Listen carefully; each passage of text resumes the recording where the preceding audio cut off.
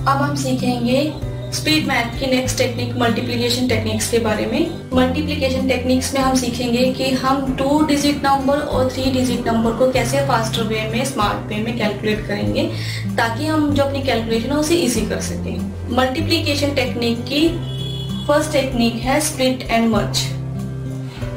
Split होता है किसी नंबर को डिफरेंट पार्ट्स में ब्रेक करना। हमारे पास कोई नंबर है, हम उसे डिफरेंट पार्ट में ब्रेक कर देते हैं, उसे स्प्लिट बोलते हैं। जो डिफरेंट पार्ट को ब्रेक कर किया हमने, तो जो कैलकुलेशंस हम लोग इंडिविजुअल निकालते हैं, जब हम उसे इकट्ठा करके फाइनल आंसर को फाइंड आउट कर लेते हैं, उसे बोलते हैं मर्ज। तो हम फर्स्ट टेक्निक यहाँ पर सीखने वाले हैं split and merge. Split and merge similar case हम लोगों ने एडिशन में भी डिस्कस किया था, वहां भी हम लोगों ने स्प्लिट एंड मर्ज यूज किया था। नंबर्स को ब्रेक किया था डिफरेंट पार्ट्स में और जो भी कैलकुलेशंस रही थी इंडिविजुअली, हमने उन सभी कैलकुलेशंस को इकट्ठा कर फाइनल आंसर फाइंड आउट किया था। तो यहाँ भी हम यही टेक्निक डिस्कस करने वाले हैं। तो हम स्टार्ट करते हैं। इसके लिए यहाँ पर कुछ क्वेश्चंस दिए गए हैं। यहाँ पर आपको फर्स्ट क्वेश्चन है यहाँ पर 13 मल्टीप्लाई 24। 13 को मल्टीप्लाई करना है 24 से। तो हम जनरली इस क्वेश्चन को किस तरह से करते हैं, हम इसे करते हैं 24 को करना है 13 से मल्टीप्लाई। यही मेथड सीखा है हमने आज तक। जितने भी हम मल्टीप्लाई करते हैं हम इसको इस फॉर्मेट में लिख लेते हैं। 24 को 13 से करना है तो करते हैं ऐसे। 3 4 12, 1 कैरी फॉरवर्ड, 3 2 6 प्लस 1 7, 1 4 1, 1 2 2। ऐड करेंगे ऐसे 2 7 प्लस 4 1, 1 कैरी फॉरवर्ड 3 3 1 2। अगर हम इसे मल्टीप्लाई करें, इसका प्रोडक्ट करें, तो जो हमारे पास फाइनल आंसर आएगा वो 3 1 2 आएगा। मेथड से ये करने का, ये क्वेश्चंस को आंसर्स भी हम लोगों ने सही फाइंड आउट किया है। लेकिन अगर हम बैंक्स पॉइंट ऑफ व्यू से देखें, क्वांटिटेटिव एप्टीट्यूड के पॉइंट ऑफ व्यू से देखें, जितना लिमिटेड टाइम हम लोगों के पास होता है क्वेश्चंस को सॉल्व करने का या मैक्सिमम क्वेश्चंस को अटेम्प्ट करने का, उसके नजरिए से ये जो मेथड ना बहुत लेंथी है। पेपर वर्क रहता है कि हमने पेपर पे लिखेंगे 24 13, ठीक है, उसको सॉल्व करेंगे, देन ऐड करेंगे और फाइनल आंसर आएगा, है ना। इसके लिए आपको जो आपकी कैलकुलेशंस है, जो आपके टेबल्स हैं, आपको टिप्स पे याद होने चाहिए। इसके लिए आपको अपनी जो भी कैलकुलेशंस है, बेसिक कैलकुलेशंस को स्ट्रॉन्ग करना पड़ेगा, ठीक है। तो हमने ये क्वेश्चन को इस तरह से नहीं करना, पेपर वर्क अवॉइड करना है। जितना हो सके हम ऑरली कैलकुलेट करें और जो भी इजी मेथड, शॉर्टकट मेथड्स रहते हैं हम उसे अप्लाई करें, ठीक है। तो हम लोग ये मेथड नहीं करने वाले हैं। इस क्वेश्चंस के ऊपर हम लोग स्प्लिट एंड मर्ज अप्लाई करते हैं। 13 24 टाइम्स है। हम इसे बोल सकते हैं कि 13 को 24 से मल्टीप्लाई करना है, मतलब जो 13 है वो 24 टाइम्स है। जब हम किसी नंबर का प्रोडक्ट निकालते हैं तो वो होता है कि जैसे A प्रोडक्ट B, अगर कोई नंबर A है, वो प्रोडक्ट, उसका प्रोडक्ट B से निकालना है, तो A भी प्रोडक्ट होगा B का और जो B है वो प्रोडक्ट रहेगा A का। जैसे कि अगर हम 6 को देखें तो 6 मल्टीप्लाई 4 24, अगर 4 मल्टीप्लाई 6 ये भी 24। अगर हम इनका प्रोडक्ट करते हैं, इनको मल्टीप्लाई करते हैं, जो रिजल्ट रहने वाला है वो हम लोगों के पास सेम रहने वाला है ना। तो हम ये कह सकते हैं कि यहाँ पर जो 13 है वो 24 टाइम है और जो 24 है वो 13 टाइम है, क्योंकि अगर हम एक दूसरे से भी इसको मल्टीप्लाई करेंगे, इनका प्रोडक्ट करेंगे, तो जो हमारे पास आंसर आने वाला है वो सेम ही रहने वाला है। तो करते हैं ऐसे स्टार्ट। यहाँ पर 24 वैसे देखने में बड़ा टिपिकल सा है कि अगर हम 13 को 24 टाइम्स करें, वैसे तो हम लोगों के पास एक मेथड ये भी होता है कि 13 को 24 टाइम, जैसे अब वो 6 किया था हमने, 6 मल्टीप्लाई 4 किया 24, हमें पता है कि 6 4 24 होता है ना। अब 13 को 24 से मल्टीप्लाई करें, नहीं आता एकदम से कि पता नहीं क्या आंसर रहेगा। तो उसको करने का एक मेथड ये भी रहता है कि आप 6 को 4 बार प्लस कर लो। 6 + 6 12, 12 + 6 18, 18 + 6 24, है ना। तो हम उसे उस तरीके से भी कर सकते हैं। लेकिन अगर हम 13 को 24 टाइम प्लस करें या 24 को 13 टाइम प्लस करें तो ये भी टाइम टेकिंग प्रोसेस रहेगा। लेकिन जो हमारे पास एग्जाम में प्रीशियस हमारा जो टाइम रहता है ना, हमें जो वहाँ पे प्रीशियस टाइम मिलता है, हमें इसे वेस्ट नहीं करना, ठीक है। तो मैं इस पे स्प्लिट और मल्टीप्लाई कर रही हूँ, यानी कि 13 मल्टीप्लाई 20 प्लस 4। मैं इस तरह से लिख सकती हूँ क्योंकि मैंने स्प्लिट किया है 24 को 20 प्लस 4 में। अब जो 13 है इसको हम मल्टीप्लाई करेंगे 20 से, प्लस जो 13 है इसको मल्टीप्लाई करेंगे 4 से,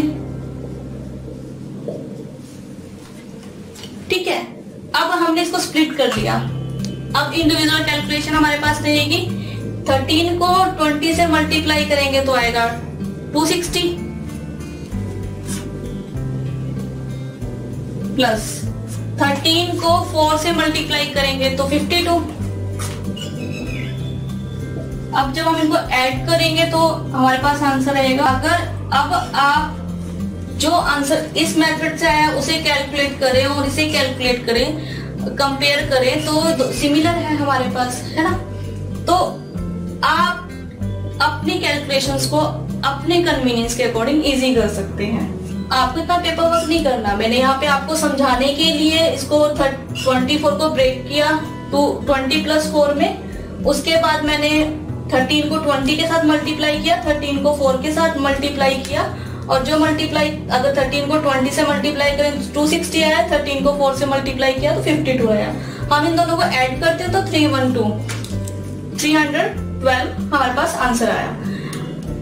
इतना पेपर वर्क आप लोगों को नहीं करना है एग्जाम पे, आप ओरली कर सकते हैं क्योंकि इतनी कैलकुलेशंस हमें पता है कि 13 को 20 से करेंगे 260, ओरली कर सकते हैं हम इसे, और 13 को 4 से करेंगे तो 52, 260 प्लस 52 312। इजिली आप इसे कैलकुलेट कर सकते हैं।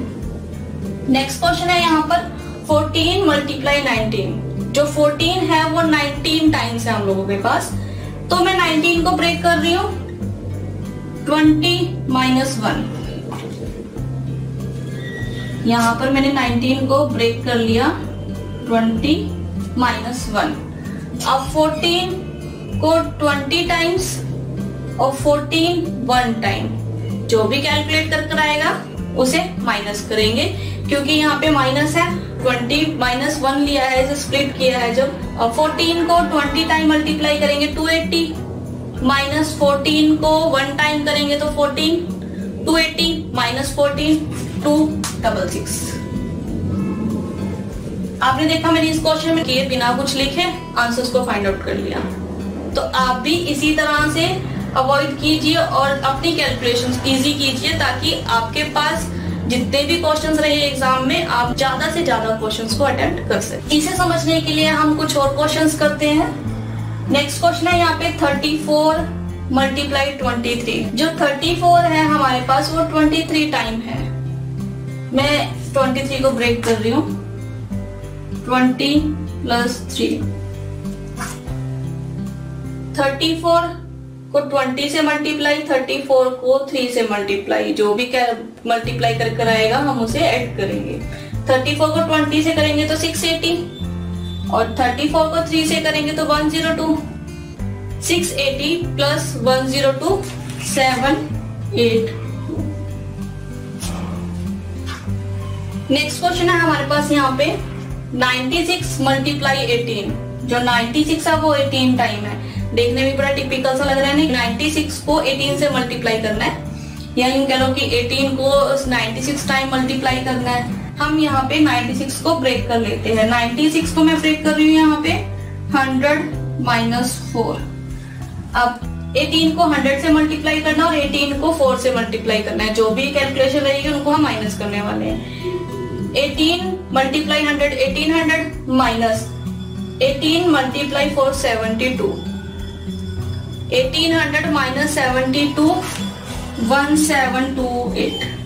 ज्यादा टाइम नहीं लगता अगर आप कैलकुलेशंस को स्ट्रॉन्ग कर लेते हैं, ओरली कैलकुलेट कर लेते हो तो हम लोगों के पास ज्यादा टाइम नहीं लगता और हम 1 या 2 सेकेंड्स में और आंसर्स को फाइंड आउट कर लेते हैं।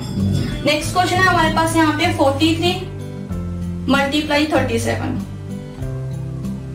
मैं 37 को ब्रेक कर रही हूँ यहाँ पे 40 माइनस 3, 43 को 40 से मल्टीप्लाई करना है, माइनस 43 को 3 से मल्टीप्लाई करना है। 43 को 40 से मल्टीप्लाई करते हैं तो हमारे पास आता है 1620, 1620। 43 को 3 से मल्टीप्लाई करेंगे तो हमारे पास आएगा 129। 1620 माइनस 129, 1620 में से अगर हम 129 को माइनस करें तो हमारे पास आएगा 1591। हमारे पास फाइनल आंसर ये आएगा। तो आपने देखा कि मैंने कितने इजीली कैलकुलेट किया स्प्लिट करके, और जो भी कैलकुलेशन रही उनको मर्ज कर दिया, और जो फाइनल आंसर था हम लोगों के पास उसे फाइंड आउट कर लिया। आप अपने कन्वीनियंस के अकॉर्डिंग आपको जैसा इजी लगे आपको उसको स्प्लिट कर सकते हो। आप यहाँ पे 13 को भी स्प्लिट कर सकते थे, 14 को भी, 34 को भी, 18 को भी, आपको जैसा इजी लगे आप उस मेथड को अप्लाई कीजिए ताकि आपके लिए कैलकुलेशन इजी रहे। स्पीड मैथ का मोटिव यही होता है कि आपकी जो कैलकुलेशन है, आप जो कैलकुलेशन कर रहे हो, कैलकुलेट कर रहे हो, वो इजी रहे आपके लिए, ताकि जो भी क्वेश्चंस आप लोगों के पास रहे आप उसे जल्दी से क्विकली कैलकुलेट करके फाइनल आंसर को फाइंड आउट